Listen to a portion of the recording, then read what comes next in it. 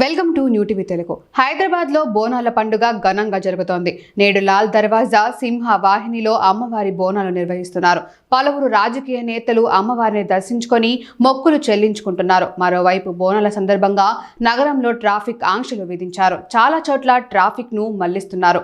అలాగే నేడు రేపు మద్యం దుకాణాలను మూసివేయాలని పోలీసులు ఆదేశించారు. హైదరాబాద్ పాత బస్తీలో లాల్ దర్వాజా సింహవాహిని మహంకాళి బోనాలు జరుగుతున్నాయి. అమ్మవారిని దర్శించుకునేందుకు తెల్లవారుజాము నుంచే భక్తులు భారీగా తరలివస్తున్నారు. నెత్తిన బోనమెత్తి సూడమ్మ అంటూ బోనాలు సమర్పించి మొక్కులు చెల్లించుకుంటున్నారు. లాల్ దర్వాజా బోనాల వేడుకల్లో ఉప ముఖ్యమంత్రి బట్టి విక్రమార్క, మంత్రి కొండా సురేఖ, బీజేపీ ఎంపీ లక్ష్మణ్, స్థానిక నేత మాధవిలత పాల్గొన్నారు.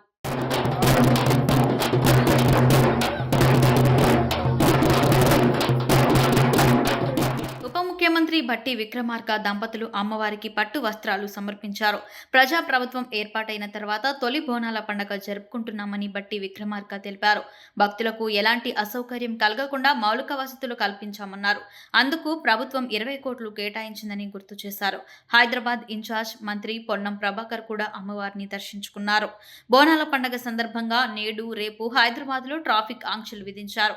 ఆదివారం ఉదయం 4 గంటల నుంచి రాత్రి 11 గంటల వరకు ట్రాఫిక్ ఆంక్షలు విధించారు.